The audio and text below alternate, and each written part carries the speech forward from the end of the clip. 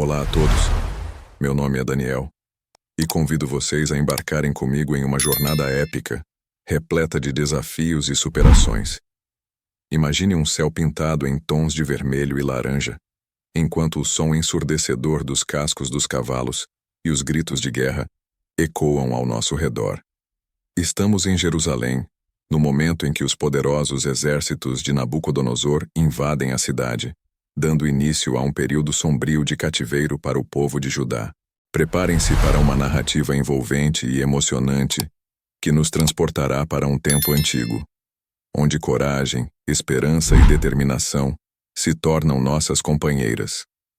Vamos juntos descobrir o que o destino reservou para mim e para o povo de Judá.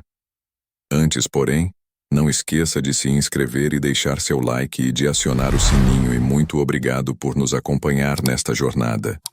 Meu nome é Daniel e esta é a minha história.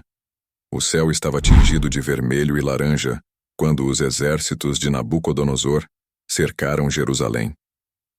O som dos cascos dos cavalos e o clamor dos guerreiros babilônicos enchiam o ar, marcando o início de uma era de cativeiro para o povo de Judá. Entre os cativos estava eu, Daniel, proveniente da nobreza, ou talvez até mesmo da linha real. A incerteza sobre o futuro pesava sobre meus ombros tão pesadamente quanto as correntes que atavam minhas mãos. A viagem até Babilônia foi árdua e cheia de provações. No caminho, a paisagem mudava constantemente, passando de desertos áridos a vales verdejantes, mas a sensação de desespero era constante. Cada passo que dávamos nos afastava mais de nossa terra natal, de nossas famílias e de tudo o que conhecíamos. Ao longo do percurso, muitos de nós caíram de exaustão e doença, mas a força da esperança nos mantinha em pé. Ao chegar em Babilônia, a grandiosidade da cidade nos impressionou. Seus muros altos e jardins suspensos eram diferentes de tudo o que já havíamos visto.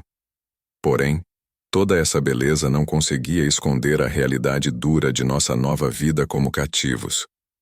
Fomos forçados a nos adaptar a uma cultura e língua completamente novas, e muitos de nós lutávamos diariamente para manter nossa identidade e fé. Com o tempo, apesar de todas as dificuldades, comecei a ganhar a confiança dos babilônios. Minhas habilidades e conhecimentos me destacaram, e logo fui chamado a servir na corte do rei. Foi uma posição que trouxe tanto desafios quanto oportunidades, mas eu sabia que precisava me manter firme em minhas convicções. Essa é apenas uma parte da minha jornada, uma história de resistência e esperança. Convido vocês a me acompanharem nessa aventura, onde cada dia é uma nova batalha e cada vitória, um passo em direção à liberdade. Estranho e pagão. A tentativa de nos assimilar à cultura babilônica começou com a mudança de nossos nomes, uma tentativa de apagar nossa identidade e fé. Mas no fundo, eu sabia que não importava como nos chamassem. Nossa devoção a Deus permaneceria inabalável. O desafio veio logo quando nos ofereceram a comida da mesa real, alimentos que nossa fé proibia. Recusar a comida do rei era impensável, um ato de rebeldia que poderia custar nossas vidas. No entanto, minha fé me impulsionou a pedir uma oportunidade, que nos alimentassem apenas com legumes e água, confiando que Deus nos sustentaria ao pisar nos vastos e ornamentados corredores do palácio de Nabucodonosor. Um turbilhão de emoções me envolvia. Eu, Daniel, junto aos meus 3 amigos, nos encontrávamos diante de uma encruzilhada entre fé e conformidade. Em nossos corações, a determinação de permanecer fiéis ao Deus de Israel ardia mais forte do que as chamas dos altares babilônicos. Fomos apresentados a um novo mundo, onde a mesa do rei estava repleta de iguarias que nossa lei nos proibia consumir. A decisão parecia simples aos olhos de muitos, mas para nós, representava um grande dilema de fé. Para nós, era uma questão de fidelidade a Deus. Em uma decisão que desafiava o entendimento de muitos, optamos por não nos contaminar com os manjares do rei. Solicitamos uma dieta exclusivamente composta por vegetais e água, uma escolha que, aos olhos de outros, poderia parecer insignificante, mas para nós era um ato de devoção inabalável. Essa escolha não era apenas sobre alimentação, mas uma demonstração de nossa total dependência e confiança em Deus. O chefe dos eunucos inicialmente expressou preocupações, temendo por nossa saúde e pelo impacto que nossa aparência poderia ter em sua própria posição diante do rei. No entanto, com uma fé que desafiava a lógica humana, propus um teste de 10 dias. Se ao final desse período nossa aparência se mostrasse inferior à dos jovens que comiam as porções reais, nos submeteríamos às decisões do chefe dos eunucos. Com certa relutância, ele aceitou. Os 10 dias passaram, e o resultado foi inegável. Nossa aparência era de fato mais saudável e vigorosa do que a dos jovens que se deleitavam com os manjares do rei. Esse pequeno milagre, aos olhos de alguns, mas profundo para nós, foi a primeira de muitas demonstrações da fidelidade de Deus para conosco. Ele nos havia sustentado e abençoado, reafirmando nossa fé e determinação em seguir seus caminhos, mesmo em terra estrangeira. A noite caiu sobre Babilônia, uma cidade de maravilhas e mistérios. Foi quando começou a comoção. O rei Nabucodonosor, perturbado por sonhos que lhe roubavam o sono, exigia o impossível de seus sábios, que lhe dissessem o sonho e depois o interpretassem. A tensão era palpável, pois o fracasso em satisfazer o rei significava a morte. Foi nesse cenário caótico que recebi a notícia de que todos nós, os sábios da corte, estávamos condenados a ser executados.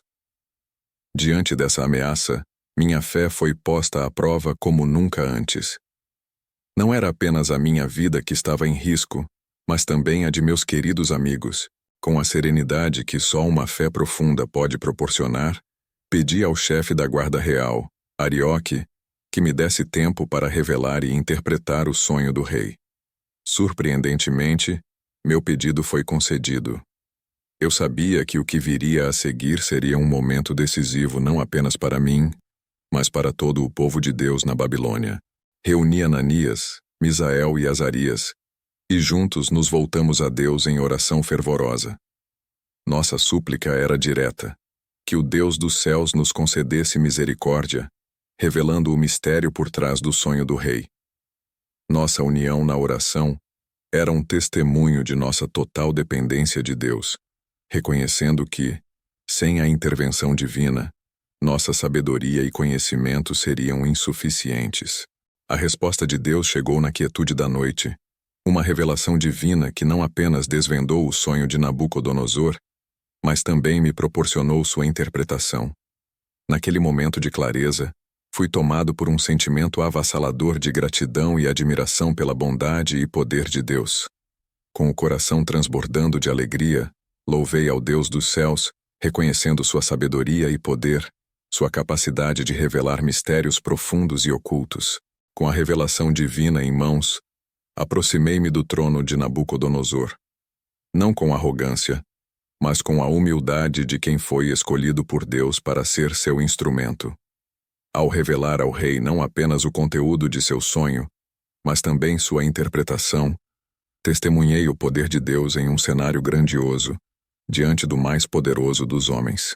O sonho, uma grande estátua com partes de diferentes metais, simbolizava reinos futuros e a soberania divina sobre os assuntos humanos. A pedra que destruía a estátua sem auxílio de mãos humanas proclamava a vinda de um reino eterno, estabelecido pelo próprio Deus, que jamais seria destruído. A reação do rei foi além de qualquer expectativa. De acusador e executor de sábios, Nabucodonosor se tornou um homem que se prostrou em reconhecimento ao Deus de Daniel, louvando-o como o revelador de mistérios. Eu, um exilado em terra estrangeira, fui exaltado a uma posição de grande honra, e meus amigos também foram agraciados com posições de destaque. A decisão do rei Nabucodonosor de erigir uma colossal estátua nos campos de Dura marcou um novo capítulo em nossa história. Essa estátua de ouro maciço era uma demonstração de sua vaidade e poder. Ele ordenou que todos no reino se prostrassem e adorassem a estátua quando a música tocasse, ameaçando de morte aqueles que desobedecessem. Para nós, isso representava mais uma prova de nossa fé. Meus amigos Ananias, Misael e Azarias, conhecidos na Babilônia como Sadraque, Mesaque e Abednego recusaram-se a adorar a estátua. Eles sabiam que tal ato era uma traição ao nosso Deus. Quando foram levados diante do rei, sua resposta foi firme e corajosa. Se o nosso Deus, a quem servimos, quiser nos livrar, ele nos livrará da fornalha ardente e da sua mão, ó rei. Mas se não, saiba, ó rei, que não serviremos aos seus deuses, nem adoraremos a estátua de ouro que você ergueu. A fúria de Nabucodonosor foi imensa. Ele ordenou que a fornalha fosse aquecida 7 vezes mais do que o normal e que meus amigos fossem jogados nela. O calor era tão intenso que os homens que lançaram Sadraque, Mesaque e Abednego na fornalha foram queimados e morreram. Mas milagrosamente, no meio das chamas, meus amigos não estavam sozinhos. Nabucodonosor, atônito, viu 4 homens andando livremente no fogo, ilesos, e o 4º homem parecia um filho dos deuses. Ordenou que saíssem da fornalha, e eles emergiram sem um único fio de cabelo queimado, sem sequer cheiro de fumaça em suas roupas. Este milagre foi uma prova indiscutível do poder de nosso Deus. Nabucodonosor, impressionado e reverente, declarou: Bendito seja o Deus de Sadraque, Mesaque e Abednego, que enviou o seu anjo e livrou os seus servos que confiaram nele. Não há outro Deus que possa salvar assim.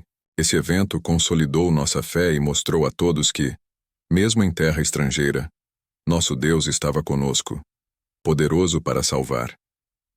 A partir desse momento, a posição de meus amigos e minha própria posição na corte foram ainda mais fortalecidas, e continuamos a servir fielmente, testemunhando a grandeza e a misericórdia de Deus. Meus amigos também foram agraciados com posições de destaque. A decisão do rei Nabucodonosor de erguer uma colossal estátua de ouro e exigir sua adoração por todos os povos, nações e línguas do império mergulhou a corte babilônica em um fervor de lealdade e temor. Eu, Daniel, presenciei a profunda convicção de meus 3 queridos amigos, Ananias, Misael e Azarias, diante do decreto real que desafiava diretamente sua fé inabalável no Deus de Israel. Seu recuso a se prostrar diante da imagem do rei não era apenas um ato de desobediência civil, mas um poderoso testemunho de sua fé. A repercussão de sua desobediência chegou aos ouvidos do rei, inflamando sua ira a ponto de ordenar que o forno fosse aquecido 7 vezes mais do que o habitual, para castigar aqueles que desafiaram seu mandato. Observando de perto, meu coração estava pesado, não por dúvida, mas pelo peso do momento que se desenrolava.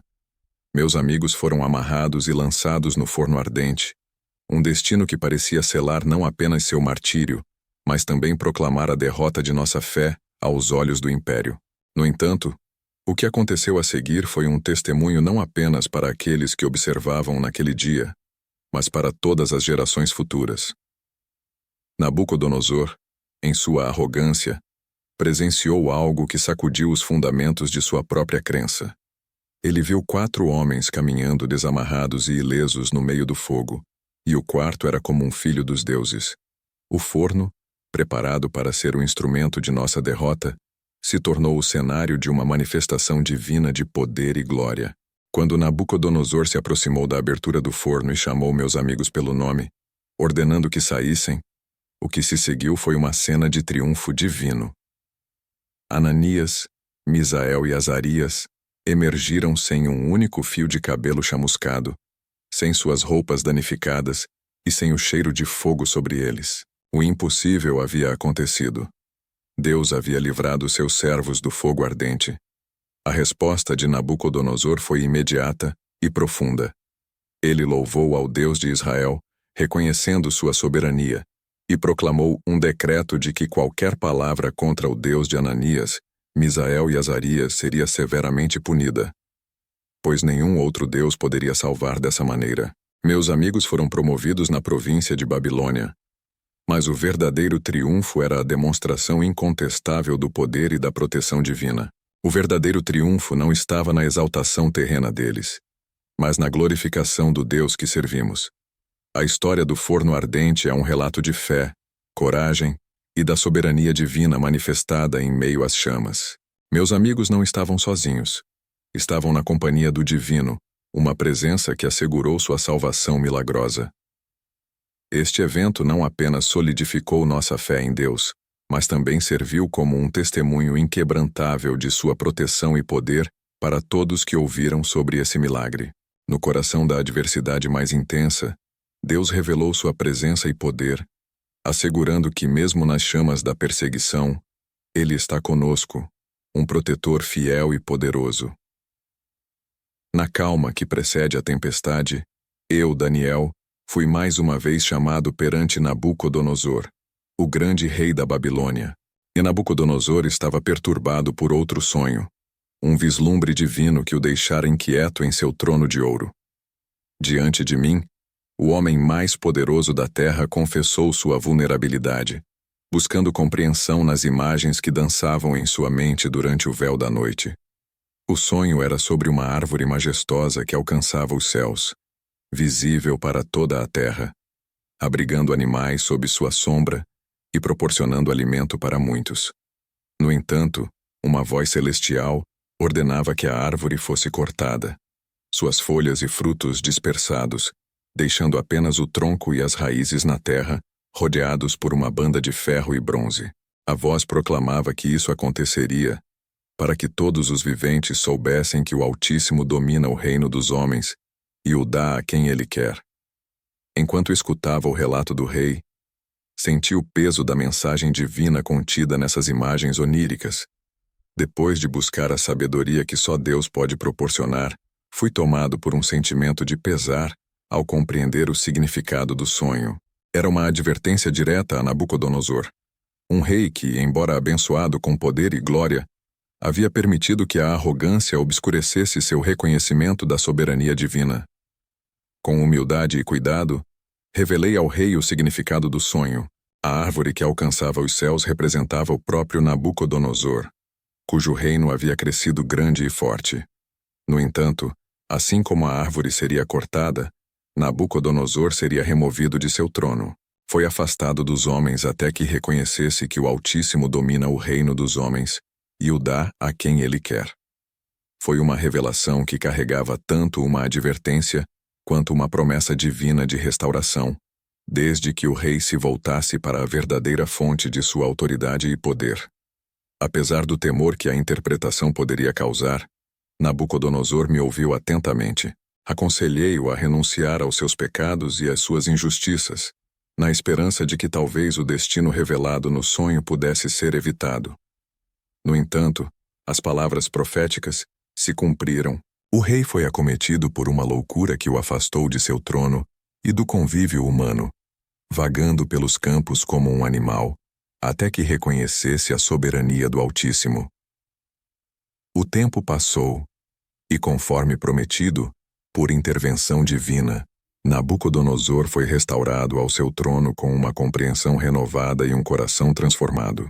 Ele proclamou aos povos de seu vasto império a soberania e a grandeza do Deus Altíssimo, cujos atos são verdadeiros e cujos caminhos são justos, e que é capaz de humilhar aqueles que andam na arrogância. Minha jornada com Nabucodonosor, desde interpretar seus sonhos até testemunhar sua queda e restauração, foi um lembrete constante do poder e da misericórdia de Deus. A história do rei babilônico não é apenas sobre a ascensão e queda de um homem, mas sobre a soberania divina que governa os reinos dos homens. Foi uma lição de humildade e reconhecimento, gravada não apenas na história do Império Babilônico, mas no coração de todos aqueles que testemunharam a misericórdia e a justiça divinas. Os anos passaram e o reino da Babilônia viu a ascensão e queda de vários reis. Continuei servindo no palácio, mesmo sob o reinado de Belsazar, neto de Nabucodonosor. No primeiro ano do reinado de Belsazar, rei da Babilônia, uma visão veio a mim, Daniel, enquanto eu estava deitado em minha cama. Na escuridão da noite, meu espírito se agitava, e as imagens que se desenrolavam diante dos meus olhos internos eram tão vívidas quanto perturbadoras. E vi 4 grandes bestas emergindo de um mar turbulento, cada uma distinta e mais aterrorizante que a anterior, representações de impérios que se levantariam e cairiam na dança incessante do poder humano sob a vigilância soberana de Deus. A primeira era como um leão, mas tinha asas de águia. Observei até que suas asas foram arrancadas, e ela foi levantada do chão, ficando em duas patas como um homem, de modo que se pôs de pé como um homem, e lhe foi dado um coração humano. Esse animal representava o Império Babilônico, orgulhoso e poderoso, mas destinado a ser humilhado e transformado. Em seguida, um segundo animal semelhante a um urso se levantou de um dos lados. Tinha 3 costelas na boca entre os dentes, e lhe foi dito: levanta-te e devora muita carne. Este simbolizava o Império Medo-Persa, voraz em suas conquistas e dominado por uma insaciável sede de expansão. A terceira besta que vi era como um leopardo, que tinha nas costas 4 asas de ave. Esse animal também tinha 4 cabeças e lhe foi dado domínio. Essa figura representava o Império Grego, rápido em suas conquistas sob o comando de Alexandre, o Grande, e suas divisões posteriores sob seus generais. Por último, a quarta besta, terrível, espantosa e extremamente forte, tinha grandes dentes de ferro. Ela devorava, despedaçava e pisoteava os restos com os pés. Era diferente de todos os animais que vieram antes dela e tinha 10 chifres. Enquanto eu contemplava esses chifres, surgiu outro pequeno entre eles, e 3 dos primeiros chifres foram arrancados para dar lugar a ele. Esse chifre tinha olhos como os de um homem, e uma boca que falava com arrogância, representava um futuro rei cuja arrogância e blasfêmia desafiariam o próprio Deus. Enquanto observava, tronos foram colocados e o ancião de dias tomou o seu lugar. Sua vestimenta era branca como a neve, e o cabelo de sua cabeça puro como a lã. Seu trono eram chamas de fogo com rodas ardentes, e um rio de fogo fluía e saía de diante dele. Milhares de milhares o serviam, e milhões de milhões estavam diante dele. O julgamento foi estabelecido, e os livros foram abertos. Então, vi que se pronunciava o julgamento contra o pequeno chifre, e a quarta besta foi destruída e entregue às chamas do fogo. No meio dessas visões, alguém como um filho do homem veio com as nuvens do céu, e lhe foi dado domínio, glória e um reino, para que todos os povos, nações e línguas o servissem. Seu domínio é um domínio eterno, que não passará, e seu reino nunca será destruído. A visão me deixou atônito e meu rosto empalideceu. Busquei entendimento e me foi revelado que as grandes bestas são 4 reis que se levantarão da terra, mas os santos do Altíssimo receberão o reino e o possuirão para sempre, de eternidade a eternidade. Essa visão profunda e misteriosa revelou não apenas o fluxo e refluxo do poder humano, mas também a soberania eterna de Deus sobre todos os impérios e governantes. Aqui terminou o assunto. Quanto a mim, Daniel, meus pensamentos me perturbaram muito e meu semblante mudou, mas guardei o assunto em meu coração. No 3º ano do reinado do rei Belsazar, uma visão veio a mim enquanto eu estava na fortaleza de Susa, na província de Elão. Nessa visão, encontrei-me às margens do canal de Ulai. Enquanto observava, um carneiro com 2 longos chifres apareceu diante dos meus olhos. Um dos chifres era mais longo que o outro, mas o mais longo cresceu por último. Vi o carneiro investindo contra o oeste, o norte e em direção ao sul. Nenhum animal podia resistir-lhe, e ninguém podia se libertar de seu poder. Ele fazia o que queria e se engrandecia. Enquanto ainda refletia sobre a visão, um bode veio do oeste, cruzando toda a terra sem tocar o chão. Este bode tinha um chifre notável entre os olhos. Ele avançou furiosamente contra o carneiro que eu havia visto, investindo contra ele com uma força devastadora. Vi o bode se aproximar do carneiro, e inflamado de cólera contra ele golpeou o carneiro quebrando seus 2 chifres. O carneiro não teve forças para resistir. Foi lançado ao chão e pisoteado, e ninguém pôde libertá-lo do poder do bode. O bode se tornou extremamente poderoso, mas no auge de sua força, o grande chifre foi quebrado, e em seu lugar, surgiram 4 chifres notáveis apontando para os 4 ventos do céu. Dessa visão, surgiu ainda uma pequena figura que cresceu em poder em direção ao sul, ao leste e à terra gloriosa. Tornou-se tão poderoso que desafiou o príncipe dos príncipes, mas foi quebrado, não por mãos humanas. A visão me deixou exausto e chocado por dias. Fiquei atordoado, refletindo sobre seu significado. Então Gabriel, um dos que estão diante de Deus, foi enviado para me fazer entender a visão. O carneiro que vi com os 2 chifres representa os reis da Média e da Pérsia. O bode peludo é o rei da Grécia, e o grande chifre entre seus olhos é o primeiro rei. A quebra do chifre e o surgimento dos 4 chifres indicam que o reino será dividido e passará aos 4 ventos do céu, mas não com o mesmo poder. A revelação trouxe um peso sobre meu coração, pois sabia que tempos de tribulação e desafios se aproximavam para o povo de Deus. Enquanto observava, tronos foram colocados e o ancião de dias tomou o seu lugar. Sua vestimenta era branca como a neve, e o cabelo de sua cabeça puro como a lã. Seu trono eram chamas de fogo com rodas ardentes, e um rio de fogo fluía e saía de diante dele. Milhares de milhares o serviam, e milhões de milhões estavam diante dele. O julgamento foi estabelecido, e os livros foram abertos. Então, vi que se pronunciava o julgamento contra o pequeno chifre, e a 4ª besta foi destruída e entregue às chamas do fogo. No meio dessas visões, alguém como um filho do homem veio com as nuvens do céu, e lhe foi dado domínio, glória e um reino, para que todos os povos, nações e línguas o servissem. Seu domínio é um domínio eterno, que não passará, e seu reino nunca será destruído. A visão me deixou atônito e meu rosto empalideceu.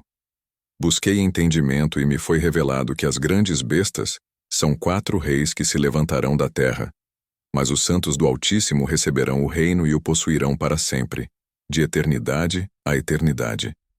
Essa visão profunda e misteriosa revelou não apenas o fluxo e refluxo do poder humano, mas também a soberania eterna de Deus sobre todos os impérios e governantes.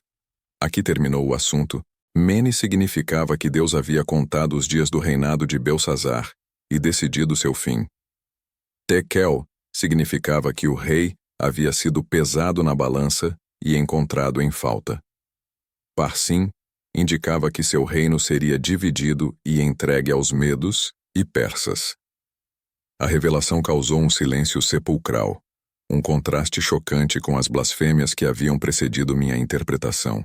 Mene significava que Deus havia contado os dias do reinado de Belsazar e decidido seu fim. Tekel significava que o rei havia sido pesado na balança e encontrado em falta. Parsim indicava que seu reino seria dividido e entregue aos medos e persas. A revelação causou um silêncio sepulcral, um contraste chocante com as blasfêmias que haviam precedido minha interpretação. A escrita na parede não era apenas um anúncio do fim de um rei blasfemo, mas uma demonstração da soberania de Deus sobre os reinos da terra. Ele eleva e derruba reinos e governantes conforme sua vontade, e nenhum ato de arrogância ou desafio ficará sem resposta. A história da mão que escreveu na parede é um testemunho do poder divino e da justiça que se estende além dos limites humanos. Foi uma lição tanto para os poderosos da terra quanto para os humildes de coração, de que a verdadeira grandeza reside na reverência e na obediência ao Deus que governa os céus e a terra. Por último, a 4ª besta terrível, espantosa e extremamente forte tinha grandes dentes de ferro. Ela devorava, despedaçava e pisoteava os restos com os pés. Era diferente de todos os animais que vieram antes dela e tinha 10 chifres. Enquanto eu contemplava esses chifres, surgiu outro pequeno entre eles, e 3 dos primeiros chifres foram arrancados para dar lugar a ele. Esse chifre tinha olhos como os de um homem, e uma boca que falava com arrogância, representava um futuro rei cuja arrogância e blasfêmia desafiariam o próprio Deus. Confessei os pecados do meu povo e os meus próprios, reconhecendo nossa rebeldia e as transgressões que nos levaram ao cativeiro. Implorava pela misericórdia do Senhor, não por nossos méritos, mas por sua grande compaixão. Enquanto orava e confessava Gabriel, o homem que eu havia visto na visão anterior, se aproximou de mim em um rápido voo, no tempo do sacrifício da tarde. Ele me instruiu e disse: Daniel, agora vim para te dar entendimento e sabedoria. Desde o início de tuas súplicas, a palavra saiu, e eu vim para te dizê-la, pois és muito amado. Considera, pois, a palavra, e entende a visão.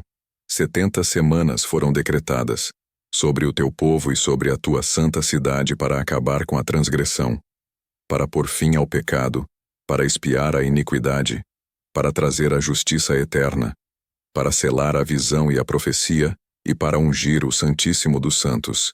Gabriel explicou que essas 70 semanas se dividiriam em 3 partes. 7 semanas, seguidas por 62 semanas, e, finalmente, uma última semana. Ele revelou que, após as 69 semanas, o Messias seria assassinado, não por si mesmo, e o povo de um príncipe que viria destruiria a cidade e o santuário. O fim viria como uma inundação, e até o fim haveria guerra. As desolações estavam determinadas. Ele também falou de uma última semana em que se confirmaria um pacto com muitos. Mas na metade da semana o sacrifício e a oferta seriam cessados, e sobre a asa das abominações viria o desolador, até que a consumação determinada se derrame sobre o desolador. Essa revelação me deixou atônito e meditabundo.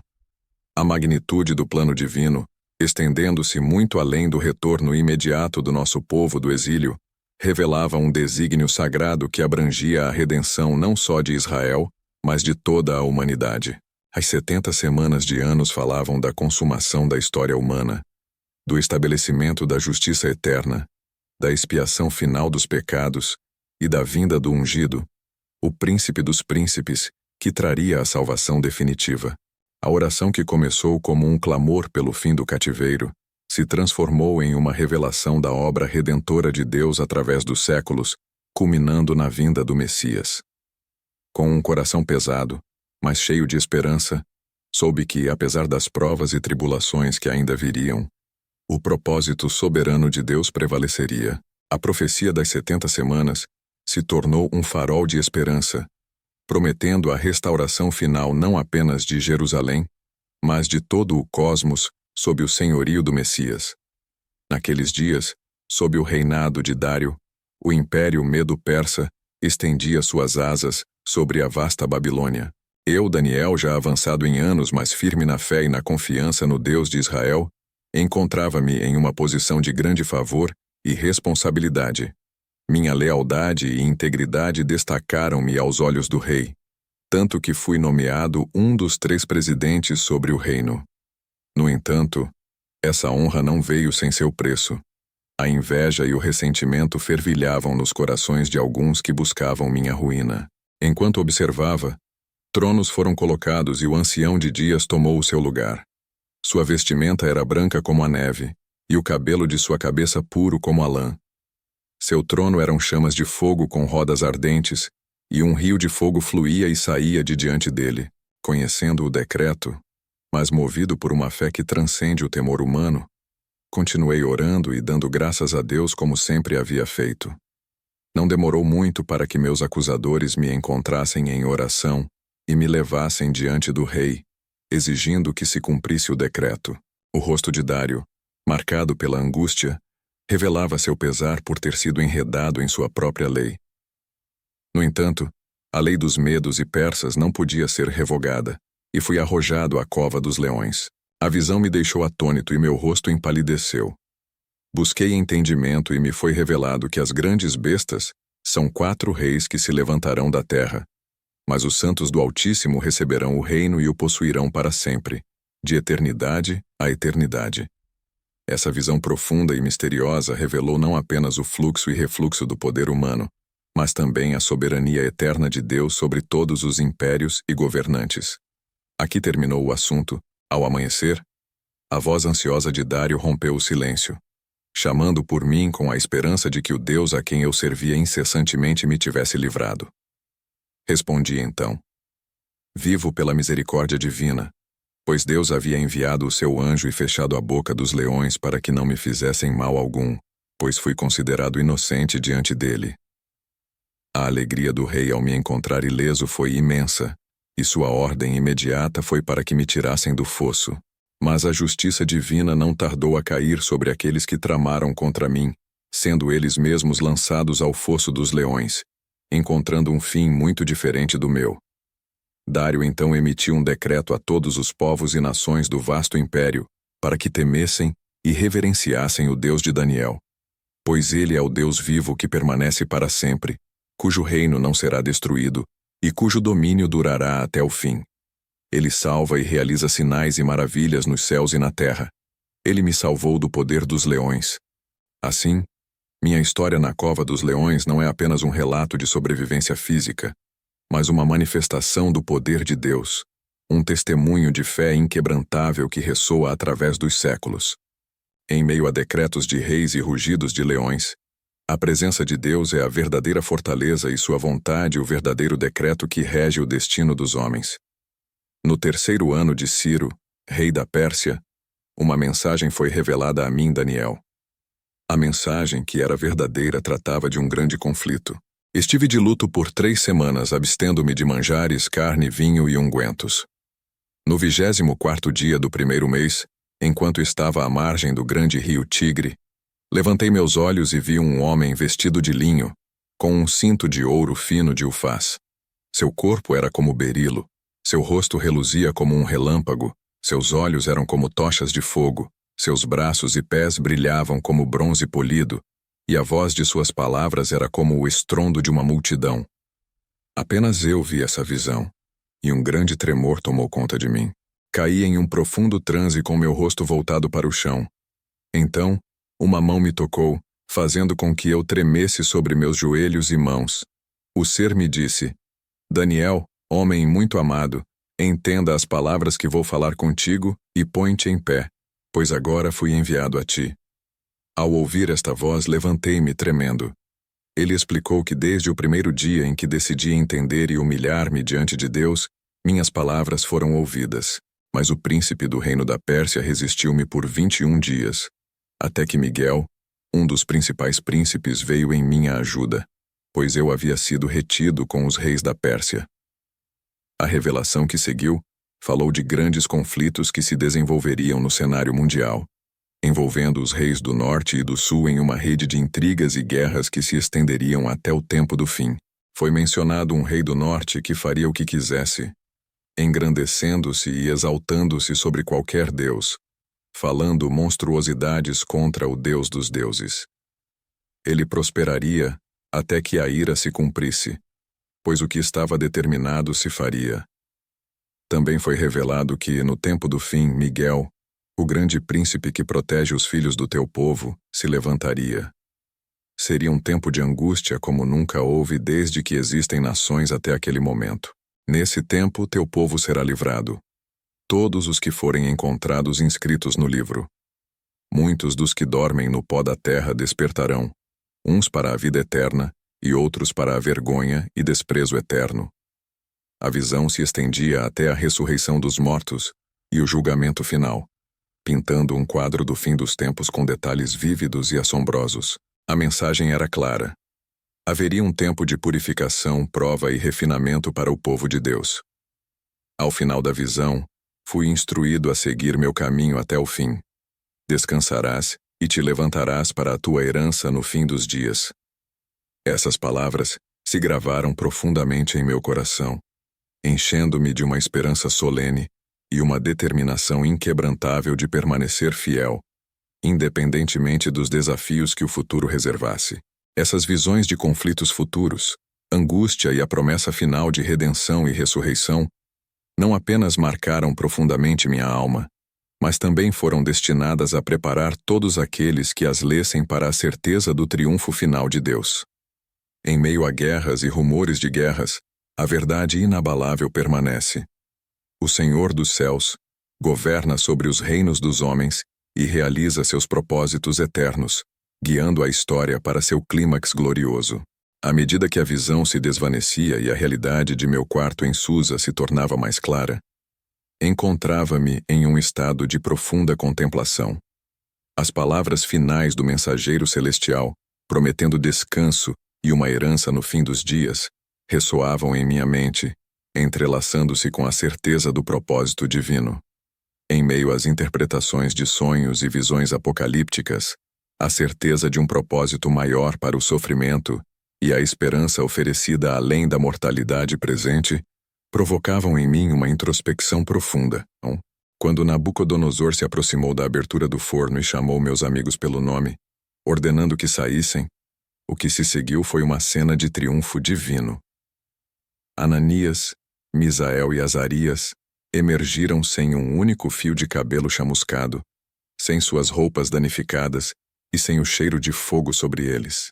A compreensão de que minha jornada na Terra, marcada por momentos de proximidade com o divino e desafios inimagináveis, não era em vão, fortaleceu meu espírito. O chamado a seguir meu caminho até o fim, apesar das incertezas que o futuro pudesse trazer, era também um chamado a abraçar a fé com uma convicção renovada, sabendo que o final não é o fim, mas uma transição para uma realidade mais gloriosa. A promessa de descanso e ressurreição servia como um farol, iluminando o caminho através das trevas deste mundo, lembrando-me de que a vida é mais que suas aflições momentâneas. A eternidade com Deus espera aqueles que perseveram na fé, no amor e na esperança, independentemente das tormentas que possam surgir. Que minha vida seja um testemunho da fidelidade de Deus, um reflexo de sua luz em meio às sombras deste mundo, até que o dia prometido amanheça e a sombra da morte seja desterrada para sempre. E assim, chegamos ao fim da incrível jornada de Daniel, um homem cuja fé inabalável e devoção inquebrantável transformaram reinos e tocaram corações. Desde a sua coragem diante dos leões até as visões apocalípticas que nos revelam os mistérios do futuro, a história de Daniel é um testemunho vivo do poder e da soberania divina. Em meio a adversidades inimagináveis, Daniel permaneceu firme, mostrando-nos que, com fé, nada é impossível. Se você se sentiu inspirado por esta história fascinante, imagine quantas outras histórias de coragem, fé e esperança estão esperando para ser descobertas. Não perca a oportunidade de explorar mais sobre essas histórias que moldaram nossa história e continuam a nos guiar nos momentos mais difíceis. Inscreva-se no nosso canal do YouTube e acompanhe cada nova jornada, cada nova revelação e cada novo ato de fé que compartilhamos. Junte-se a nós nesta missão de trazer luz e inspiração para o mundo. Uma história de cada vez. Clique no botão de inscrição, deixe seu like e ative o sininho para receber as notificações, para não perder nenhuma atualização. Vamos juntos continuar explorando, aprendendo e crescendo, guiados pela luz da fé e pela sabedoria daqueles que vieram antes de nós. Sua jornada começa aqui, e estamos ansiosos para tê-lo conosco em cada passo deste caminho. Inscreva-se agora e faça parte desta comunidade dedicada à descoberta e à inspiração. A história de Daniel é apenas o começo. O que vem a seguir é ainda mais extraordinário. Venha fazer parte dessa aventura.